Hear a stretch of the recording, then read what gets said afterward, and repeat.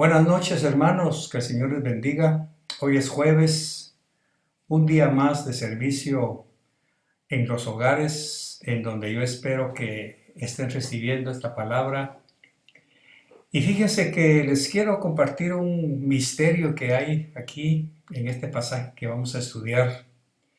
Yo sé que va a ser de mucho consuelo, de mucha aclaración para algunos de ustedes, pero más que nada quiero que sea una buena enseñanza para cada uno de ustedes, así como para mí ha sido de mucha iluminación para mi fe, mi corazón, para mi propia vida. Y por supuesto que me sirve de consuelo también. Así que sin más preámbulo, como dicen algunos, voy a entrar en la lectura de la palabra y les invito para que me acompañen, que apaguen cualquier cosa, que se olviden de todo por un momento. Este mensaje va a ser corto, pero yo creo que va a ser incisivo y vamos a entrar en el nombre del Padre, del Hijo y del Espíritu Santo. En Juan capítulo 11, verso 34, hay una frase que me llamó la atención y que fue lo que me hizo estudiar este tema. Y dijo, hablando Jesús, y dijo, ¿dónde lo pusisteis? Le dijeron, Señor, ven y ve. Jesús lloró. Ese es el título de este mensaje, Jesús lloró. Vamos a ver de qué estamos hablando. Para empezar, quiero decirles que en las Escrituras solamente hay dos registros que Jesús haya llorado. La primera vez cuando llora por Lázaro frente a la tumba, y la segunda vez cuando llora por Jerusalén. Ya todos conocen ese episodio, cuando Jesús dice que estaba en el monte, se sentó y lloró de tristeza, de dolor, porque Jerusalén no se dejó cobijar bajo sus alas. Pero en esta oportunidad quiero enseñarles el misterio que encierra que Jesús esté llorando frente a la tumba de Lázaro. La historia todos la conocemos, pero para hacer un contexto voy a tocarla someramente. Y es cuando las hermanas Marta y María tienen a su hermano enfermo en casa y mandan a llamar a Jesús, que está lejos, y le mandan a decir que a quien él ama, a ese muchacho a quien él ama, está enfermo y que si podría ir y sanarlo, lógicamente.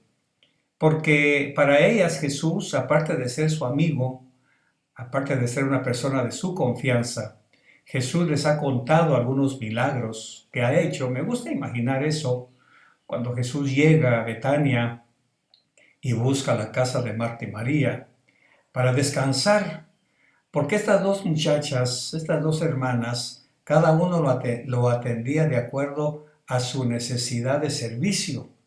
Por ejemplo, Marta le cocinaba.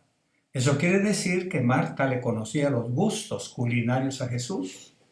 Conocer qué es lo que le gusta a Jesús es maravilloso. María también le da lo que le gusta, y es que lo escuchen.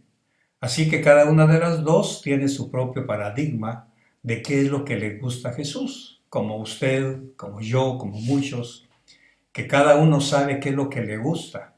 Lo importante es lo que a Él le agrada, no lo que nosotros queremos darle, sino lo que a Él le agrada. Así que Marta le cocina y María lo escucha.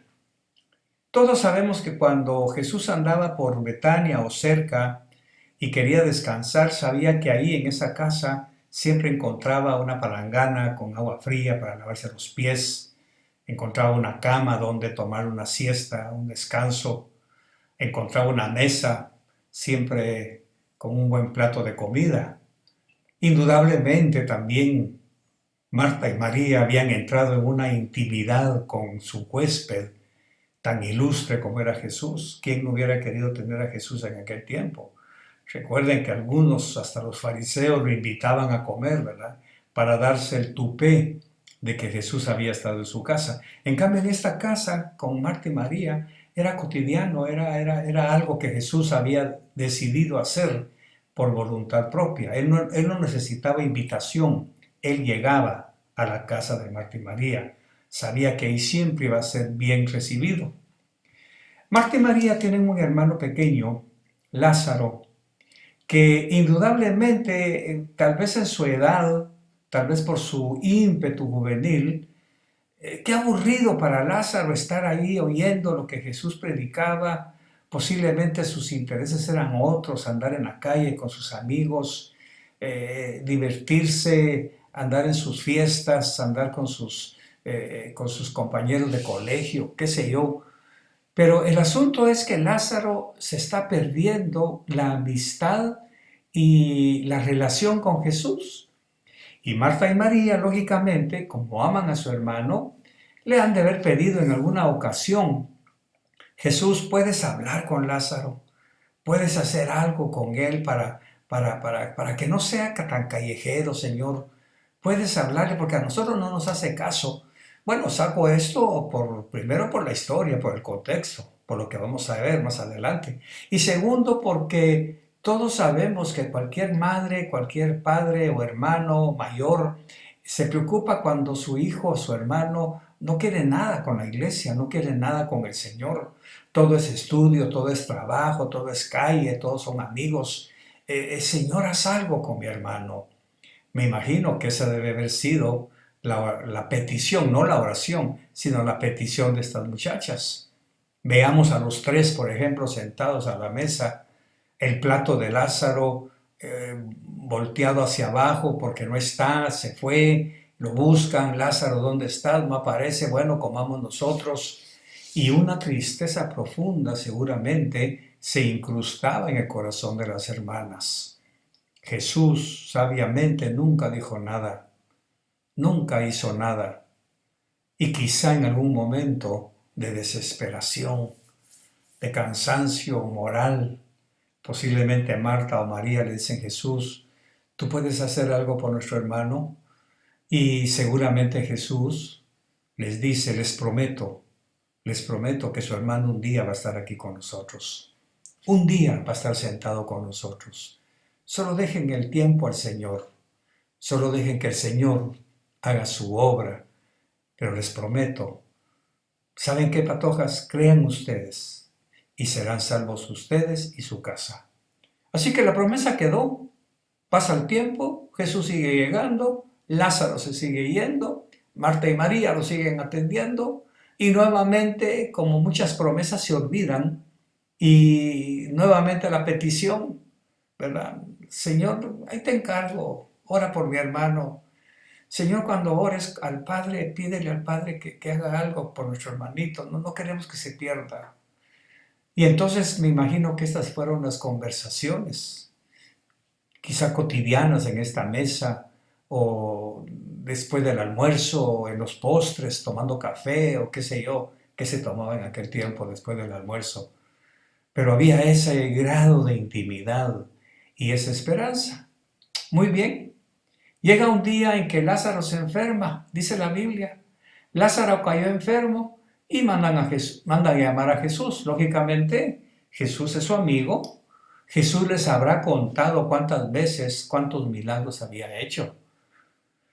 Las mujeres son curiosas por naturaleza. Me imagino que Marta o María, en esas pláticas después del almuerzo: Jesús, cuéntanos qué has hecho últimamente. Y posiblemente Jesús les contaba: pues fíjense que venía de camino. ¿Conocen a Jairo? Pues Jairo, fíjese que me pidió que fuera a su casa porque su niña estaba enferma, y una muchacha se me atravesó, me tocó el manto y se sanó, y me di cuenta que necesitaba atención y me quedé platicando. O sea, Jesús les contaba estos milagros.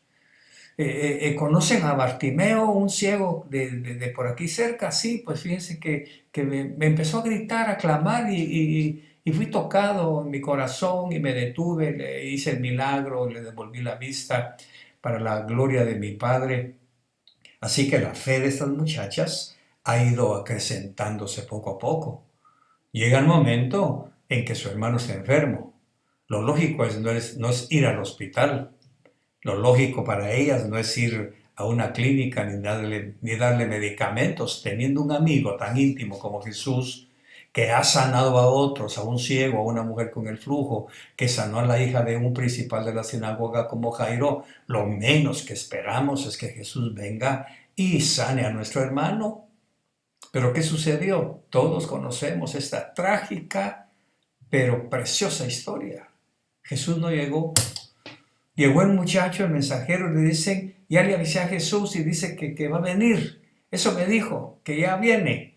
Y aquella llamita de esperanza, aquella luz al final del túnel, se mantiene como pábilo humeante y posiblemente Marta y María se turnan para cuidar a Lázaro, que la fiebre va aumentando, el sopor, el muchacho pierde color, le ponen paños húmedos en su frente, todo lo que ya sabemos, toda esa parafernalia que se hace en las casas, mientras una de las dos mira por la ventana hacia el camino de la aldea para ver si aparece Jesús. Jesús no llega el primer día. Pasan las horas, 12, 13, 14 largas horas y Jesús no llega. Posiblemente, como hacía mi mamá cuando nos salía a buscar, se iba hasta la esquina de la cuadra a ver si aparecíamos después de la escuela. ¿Por qué nos hemos tardado? Y me acuerdo que mi mamá llegaba a la esquina de la cuadra a ver si por ahí andábamos o qué, jugando. Me imagino que Marta y María también salen a la calle, pasa algún extraño y le pregunta, mire, ¿usted conoce a Jesús? Ah, sí, me han hablado de él y no sabe si viene por ahí. Pues no, no lo he visto, yo vengo a tal parte y no lo vi venir por ahí. Y aquella decepción se empieza a adueñar del corazón de las hermanas. Decepción mezclada con cólera. Decepción con una simbiosis de emociones. Decepción, cólera, enojo, frustración. Y regresa a su casa y la otra le pregunta, ¿qué supiste de Jesús? ¿Ya viene? No, un mercader por ahí pasó y dice que no lo ha visto. Total, que es una tragedia la que estamos viendo aquí, una tragedia humana y asómbrese, planeada desde el cielo. La fe está puesta en el asador de estas muchachas. La fe de estas patojas está siendo puesta en el asador y está contrayéndose el corazón, está con esas cosas que a nosotros nos pasan. Cuando vemos que no llega el milagro, cuando no llega Jesús, cuando no nos responde, cuando está callado, estamos clamando, porque la aflicción del hermano es que poco a poco ha ido languideciendo. Hace 2 días dejó de comer, se está deshidratando, ya no toma agua, nada, hasta que muere. Murió. ¿Qué vamos a hacer? Se acabó Lázaro. Y lógicamente, como buenos judíos, recuérdense que en aquel tiempo no había velorios. Se moría hoy y hoy mismo hay que enterrarlo. Cuando por ahí por la tarde, me imagino yo, reciben una noticia. Jesús está allá afuera y que quiere verlas. Y usted sabe muy bien, sale corriendo Marta y lo primero que hace es reclamar. Ya todo lo vemos, lo sabemos. Si hubieras estado aquí, Señor, ¿qué pasó contigo? Te esperábamos. Tú dijiste que nos amabas. Si hubieras estado aquí, mi hermano no habría muerto. El inmenso dolor que esos horribles días causaron es comprensible en la amargura de estas pocas palabras. En estas pocas palabras se están resumiendo días de dolor, de angustia, días de duda, de conflicto. Aquí hay una mezcla de reclamo, de respeto, de amor, pero también tú dijiste que nos amabas. Tú dijiste que un día nuestro hermano iba a estar comiendo con nosotros, Señor, pero ahora ya se murió. Y es cierto, tal vez vamos a comer en el cielo, pero aquí, Señor, yo quiero a mi hermano vivo, lo quería aquí con nosotros, sentado a la mesa, disfrutando de tu presencia aquí en la casa. ¿Qué te pasó, Jesús? Y Jesús, posiblemente con la ternura destilando de su mirada, con una leve sonrisa de expectativa por lo que iba a suceder más adelante, le dice, tranquila Marta, ¿no te he dicho que si crees verás la gloria de Dios? Bueno, ¿y dónde está tu hermana? Quiero platicar con ella también. Marta se va, llega María exactamente con lo mismo. Aquí tenemos dos paradigmas, una servidora que le cocina, que le conoce los gustos, reclamando. Ahora llega una adoradora y también reclamando. Así que, hermanos, no podemos culpar a las hermanas.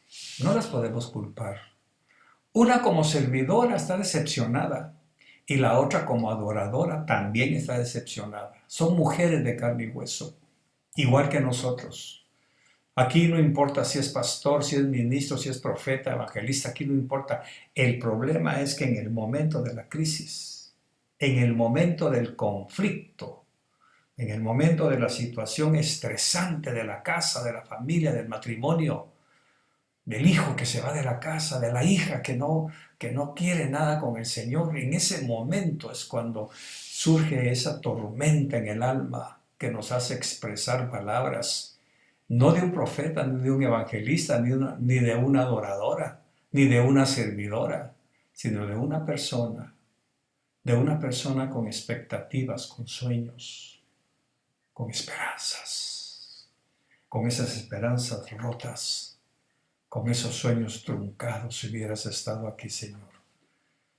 ¿Por qué, Señor, no viniste? ¿Por qué nos abandonaste en este pensar, en este pesar? ¿No amabas a Lázaro, Señor? No lo querías como nos hiciste creer. ¿O no nos amabas como nos dijiste muchas veces cuando te ibas, después de pasar 2, 3 días en nuestra casa? Cuando nos decías esa famosa frase, no olviden que las amo, muchachas. ¿Pero por qué no viniste? Y entonces, en ese momento, Jesús les hace la famosa pregunta. ¿Dónde lo pusieron? Y lo llevan. Y ahí está la cueva. Ahí está el montón de gente que habían venido a llorar con las hermanas, fariseos, amigos de Jerusalén, porque estas patojas eran bien conocidas. Lázaro era muy conocido también. Quizá era muy popular, muy multifacético. Quizá Lázaro era muy empático, se llevaba bien con toda la gente. Pero resulta que Jesús entraba por una puerta y él se iba por otra. Aprovechando que Jesús está en la casa, voy a salir a darme un gusto con mis amigos. Así que tenía muchos amigos.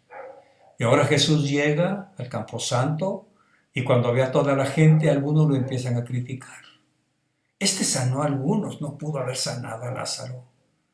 Este hizo milagros, no pudo haberle hecho un milagro a estas patojas que están llorando la pérdida de su hermano. Y Jesús silenciosamente, dice la Biblia, que se quedó viendo en silencio, disculpe la redundancia, la entrada de la cueva y lloró. Lloró tremendamente. Y esa es la pregunta que yo me hice por años. Yo me hice esta pregunta, ¿por qué lloró Jesús como muchos pastores? Y hemos predicado que Jesús lloró por las hermanas, Jesús lloró por las críticas, Jesús lloró porque aquí que allá, pero vamos a ir un paso más profundo. Vamos a sumergirnos un poquito dentro de esta preciosa historia y vamos a ver qué está sucediendo aquí, por qué lloró Jesús. Primero recordemos que él sabía que Lázaro iba a resucitar. Él lo sabía. Él sabía perfectamente porque hace 4 días, cuando llegó el mensajero, él le dijo a sus discípulos, vamos a despertar a nuestro amigo Lázaro. ¿Y qué fue lo que le dijo uno de ellos? Va, Señor, si está durmiendo, déjalo que duerma, él solo va a despertar. Y dice la Biblia, ellos no entendieron que Lázaro iba a morir. Y que para eso Jesús no dijo, lo voy a resucitar, lo voy a despertar. Entonces, en este momento de la tumba, Jesús está llorando. ¿Pero por qué llora? Si él sabe que él llegó precisamente a despertar a Lázaro. Así que la pregunta es bastante profunda, pero ahora, bastante fácil de entender. ¿Por qué está llorando Jesús? ¿Por qué está llorando? Él llora ante la tumba por el dolor que Lázaro tuvo que pasar en la transición de su resurrección física. Lázaro tuvo que morir, tuvo que ser dejado en la tumba, olvidado, en la oscuridad, en la soledad, en las penumbras de la cueva, en la muerte física, para poder nacer de nuevo. Así que Jesús está llorando porque,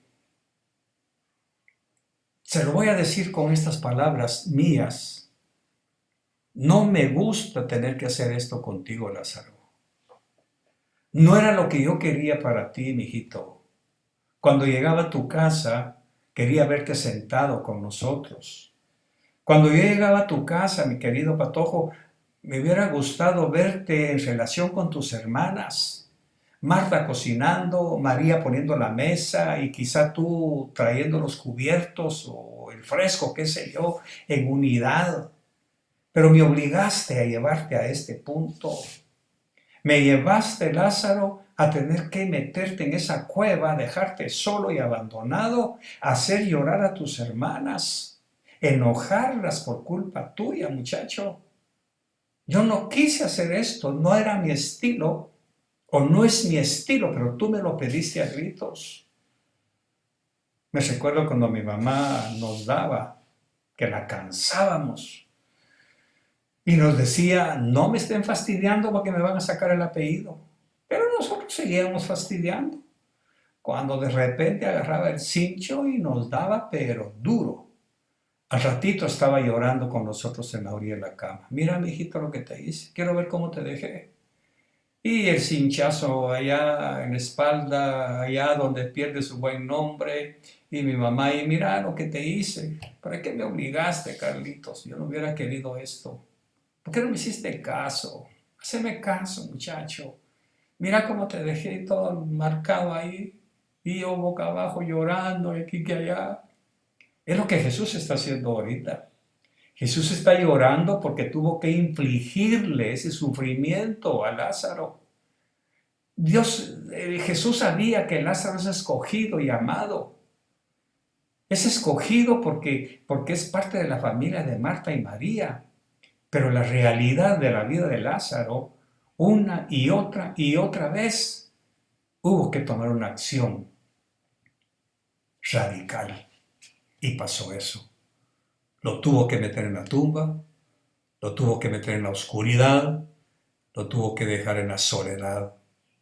Y eso es lo que las hermanas de Lázaro no lograron entender. Lógicamente ni yo, a menos que el Espíritu Santo me lo alumbre y me diga, mira, te voy a enseñar el misterio que hay aquí. ¿Por qué Jesús lloró? No lloró por la crítica, no lloró por el reclamo de las muchachas, lloró porque le duele tener que castigarnos, le duele tener que darnos varazos. Como dijo David, tus varazos me cayeron en lugares deleitosos, te obligué a hacerlo, Señor. Jesús está llorando frente a la tumba de Lázaro porque sabe perfectamente que Lázaro ahorita, que no ha resucitado, que lo va a hacer dentro de un par de minutos, está atado, está amarrado, no se puede mover, no puede hacer nada por sí mismo. Antes era un correlón de primera, agarraba su carro, se iba, agarraba su dinero, se iba a trabajar 12, 14 horas y qué le importa. La hermana le pregunta, mi hijo, ¿vas a llegar a la iglesia? Sí, mami, vayan ustedes, ahí llego. Y la mami va de ver por la puerta, va de ver por la ventana, estirando el cuello, ¿a qué hora aparece el hijo? Y el otro sencillamente se fue con la novia, se fue a vender, se fue a conseguir contratos, le interesó más la calle, le interesó más las cosas del mundo que lo espiritual. Tal vez Marta hacía eso, estiraba el cuello para ver si aparecía Lázaro por ahí a la hora de las comidas o a la hora en que Jesús estaba hablando. Esa angustia. Y entonces Jesús, que posiblemente de reojo miraba esos gestos y había hecho una promesa, les prometo que un día Lázaro va a estar con nosotros. Se los prometo, descansen. Mi Padre me va a dar el momento de hacerlo. Dejen que el Señor me diga cómo. Y en este momento Jesús está llorando. Me obligaste, Lázaro. Yo no quería hacer esto contigo. Esto es lo que las hermanas de Lázaro no entienden. No entienden que la tardanza de Jesús en llegar era no para sanar, sino para darle a su hermano una nueva oportunidad de vida. para hacerlo una nueva criatura. Y para eso, obligadamente, Lázaro tenía que morir. Morir a su yo, morir a sus deseos, morir a sus paradigmas, morir a sus amigos, a sus amistades, morir a esos ímpetus juveniles. Jesús llora porque no fue agradable la transición de la muerte a la vida. Eso es lo que está haciendo que Jesús llore.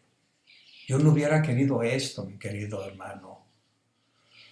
Conozco la historia de una madre y espero que escuche este mensaje porque he estado analizando que quiero darle una palabra profética a mi hermana. Le pido a Dios que este mensaje llegue hasta usted. Conozco la historia de una madre que está agonizando de tristeza, de dolor, porque es cristiana, es mujer de oración, de vigilia, de ayuno, una mujer muy dadivosa, me ha contado mi esposa, y tiene un hijo que rebelde, igual que Lázaro. Mi hijo, no vayas a la calle, mi hijo, que esos amigos, mi hijo, vamos a la iglesia. Y la famosa frase de los hijos, ¿verdad? A la mamá, déjeme, usted ya vivió, déjeme vivir mi vida. Mi hijo, te dé cuidado, vamos a la iglesia, muchacho, mira cipote, y unos ruegos y ruegos y ruegos. Y si algo he entendido yo, es que si algo toca el corazón de Jesús son las lágrimas de una madre. Si algo quebranta y mueve el brazo de Dios para la disciplina, es el dolor de una madre. Hijos, si ustedes supieran a lo que se están metiendo cuando responden mal, cuando se ponen rebeldes, cuando no quieren, cuando le reprochan a su mamá o a su papá. Es que ustedes ya solo en la iglesia quieren estar. Para todo es Jesús, para todo es oración. Así decía este muchacho. Y nuestra hermana, nuestra conocida, quizá pasó horas, días, noches en vigilia orando por su hijo, diciéndole las mismas palabras que les dijeron Marta y María. Señor, ¿puedes hacer algo con mi hijo? ¿Puedes hacer algo por él, por favor? ¿Puedes hacer algo? Un día la policía llegó, tocaron la puerta de su casa, se lo llevaron preso. En la cárcel, ese hijo se reconcilió con el Señor. Es un predicador, ahora es un hombre de Biblia, pero está preso. Está en la oscuridad, está en la cueva, está abandonado aparentemente. Pero ¿sabe qué, mi querida hermana? Ahí es donde su hijo quería estar. No fue porque Dios fuera malo, no, no, no. Cuidado con esas palabras. Su hijo obligó al Señor a meterlo ahí. Porque Él le prometió a usted un día, déjamelo, yo voy a hacer que tu hijo me conozca, que vea mi gloria, que se entregue a mí, que se reconcilie. Voy a tranquilizar tu corazón, que sepas que tu hijo es salvo, que tu hijo tiene la sangre que derramé en la cruz, la derramé por él. Tranquila, mujer, tranquila. Cuando mi padre me diga cómo hacerlo y dónde y cuándo, yo voy a tratar con tu hijo. Hoy su hijo está en una cueva como está Lázaro. Lázaro va a resucitar. Su hijo va a salir un día, transformado. Pero ese ínterin, ese intermedio entre lo que era antes y lo que va a ser después, es doloroso. Puedo imaginarme a Jesús llorando en la celda de este muchacho, viéndolo deprimido, viéndolo reclamando, pagando abogados, y que los abogados no pueden hacer nada sencillamente porque no es la ley quien lo tiene, es el Señor quien lo tiene ahí. Así que, mi hermana, tome esta palabra de consuelo y descanse, deje que Dios termine la obra que ya empezó. Un día su hijo, como Lázaro, se lo prometieron a Marta y María, su hijo va a estar predicando en su propia iglesia. Su hijo va a estar dando testimonio de lo que Dios hizo en aquella cueva, aquellos 4 días, 4 meses, 4 semanas, no sé. Hasta ahí quiero llegar. Solo no pierda la esperanza. Regresemos con Lázaro. Ahora Lázaro va a resucitar y no podrá hacer lo que hacía antes. Ya no podrá volver a ir con sus amigos a sus fiestas, a tener sus computadoras, a tener su empresa, sus sucursales, a tener sus ventas. Cuando el momento llegue en que su hijo, su esposo, su hija sean metidos en esa cueva, aunque Jesús va a llorar de dolor, pero va a salir de ese lugar una persona transformada. El gusano que está en el capullo se va a convertir después en una mariposa, pero para eso tiene que haber dolor. Y el primero en sentir ese dolor es nuestro amado y querido Jesús. Así que ahora Lázaro está ahí. Llega el momento en que Jesús alza la voz y menciona solo su nombre. Eso ya lo sabemos. Lázaro, ven fuera. Y Lázaro salió atado, amarrado de la cabeza, de los ojos, de la boca, todo.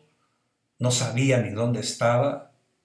Y los ayudantes que estaban ahí, Jesús les dijo, desátenlo y déjenlo ir. Pero aquí está el asunto. Déjenlo ir. Después de llorar, ahora las hermanas están viendo a su hermano resucitado. Ahora están viendo a una nueva criatura. Ahora están viendo a un muchacho transformado. Y ahora Lázaro, en lugar posiblemente de ir con sus amigotes como hacía antes, de agarrar su carro con esa gran bazuca que le pone, que hace bulla en toda la cuadra, presumiendo de muy corredor, ahora posiblemente hasta se va a pie, no quiere hacer bulla, ya no es el mismo. Pero hay algo más, porque todavía falta la otra parte del milagro. ¿Qué sucedió? Unos días después, dice la Biblia, dice en el capítulo 12, verso 1, y ahí lo vamos a ver en la pantalla. Ahí nuestros productores van a poner en la pantalla esta cita preciosa que me impacta y que fue lo que me hizo empezar allá, en las primeras líneas, a decirle el diálogo entre María, Marta y Jesús. Vea lo que dice el capítulo 12, verso 1. Entonces Jesús, 6 días antes de la Pascua, vino a Betania donde estaba Lázaro, al que Jesús había resucitado de entre los muertos. Ahora está Lázaro ahí. Y le hicieron una cena ahí. Marta servía, como siempre, buena servidora, pero Lázaro era uno de los que estaban a la mesa con él. ¿No le da eso alegría, mi querida mamá?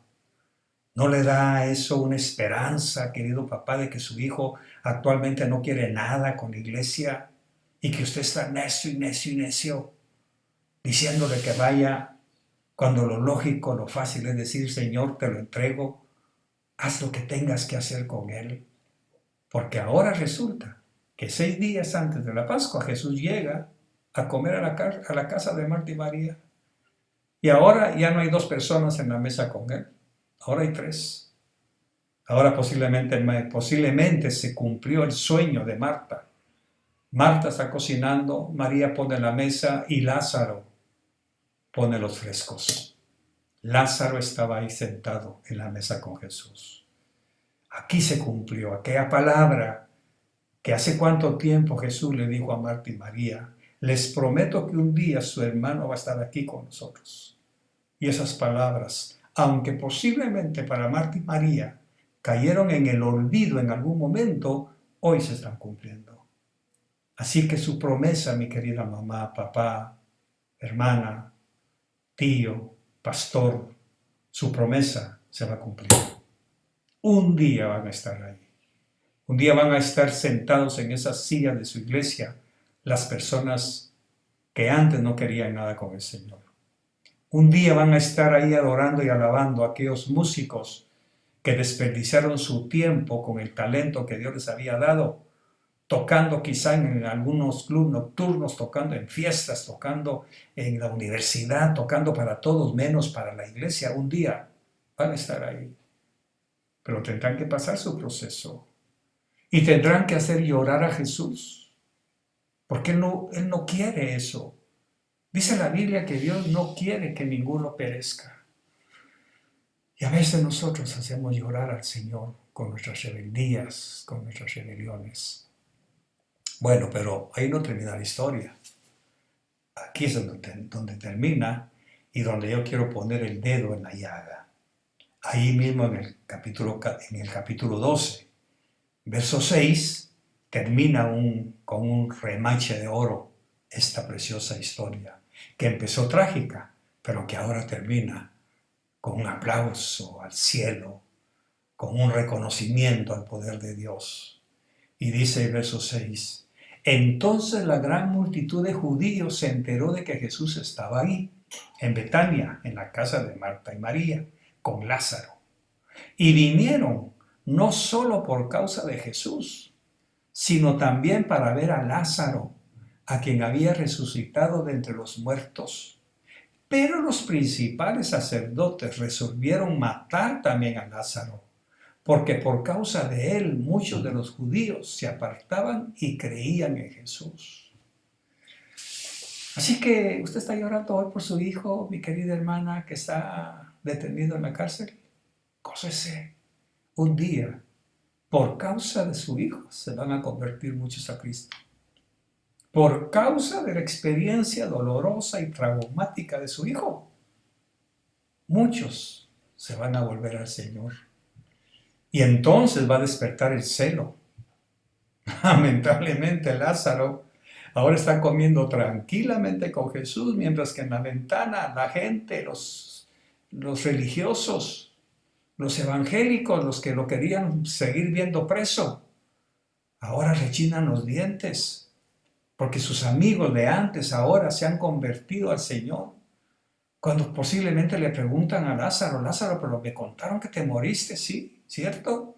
Estuve 4 días muerto, pero el Señor llegó, me llamó por mi nombre, salí atado y empieza a contar todo su milagro. ¿Y qué quedaba? ¿Y será que yo puedo conocer a Jesús antes de que me mate también, antes de que me muera, antes de que me amarren? Sí. Ese muchacho, de esa experiencia que les hablo, va a ser el portavoz de Dios más adelante. Y muchos van a decir, mira, ¿qué hago para no llegar a donde vos llegaste? Pues mi hermano, convertite a Cristo. Venite, vamos a la iglesia. No a cantar coritos, no a aplaudir, no a vigilia ni ayunos. Está bien todo eso, pero no. Vamos a la iglesia, en donde quiero que te encontres con el Señor que me libertó, que me restauró, que me levantó. Entonces la pregunta final de esta preciosa historia, de este misterio escondido en esta frase, Jesús lloró. La pregunta es, ¿todavía hace usted llorar al Señor? Yo estoy seguro que el Señor ahorita, déjeme imaginarlo, está llorando por nosotros. Él no quería vernos encerrados en nuestras casas. Él no quería vernos fuera de la iglesia. Él no quería vernos cantando con discos. Él quería vernos adorando y alabando en vivo. Pero la iglesia se enfrió. La iglesia perdió su primer amor posiblemente. Algunos de nosotros ya íbamos por costumbre. Otros en lugar de ir a la iglesia se iban a la playa. Otros iban arrastrando los pies aburridos. Qué tedio estar guiando a la iglesia otra vez. ¿Y por qué no podemos ser normales de irnos a pasear? Hay un hermano que conozco, que quiero mucho, pero que en cuanto puede se saca a su esposa de la iglesia para llevársela a pasear, precisamente el día de culto. No sabe el problema en el que se está metiendo, porque va a obligar al Señor a encerrarlo hasta que deje tranquila a su esposa, servirlo. No es pecado ir a pasear, no es pecado ir a la playa, pero ¿por qué no va el sábado? ¿Por qué tiene que ser el día de culto? Ese es el dolor. Y eso es lo que obliga muchas veces al Señor a tener que encerrarlo. Hoy estamos encerrados. No podemos ir. A pocas cuadras estamos de la iglesia, pero no nos deja el Señor.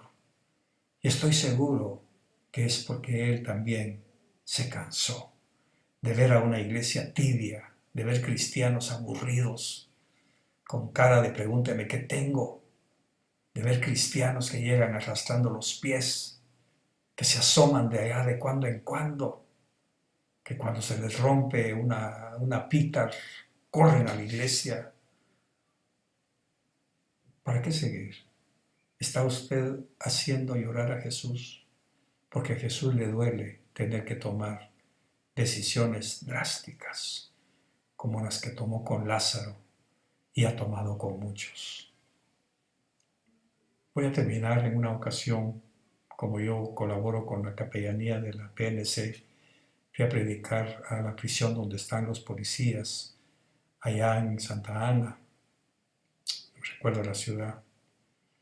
Y estando ahí con los policías que han delinquido, les pregunto, porque hay un buen grupo de cristianos allá adentro. Algunos hasta estudian teología, otros se han graduado de pastores allá adentro. Y la pregunta dolorosa que les he hecho es, quizá indiscreto, pero con tal de aprender, hermano, ¿y cuántos años le pusieron? 35, hermano. 35 años. Dejó su casa, sus hijos, dejó la libertad. Y le pregunto, ¿y qué lo hizo convertirse a Cristo aquí? Es que allá afuera no quise hacerlo. Allá afuera mi esposa, mi mamá, me invitaban, me insistían, y nunca quise, hasta que aquí me vine a convertir. Ahora soy un pastor, pero en una cueva. Estoy casi seguro que Jesús debe decir, yo no quería eso para ti. Me hubiera gustado que lo hicieras en libertad. Me hubiera gustado que lo hicieras fuera de un hospital, fuera de una bancarrota. Me hubiera gustado que lo hicieras cuando estabas libre, pero me llevaste a este extremo. Y Jesús lloró. Y Jesús sigue llorando.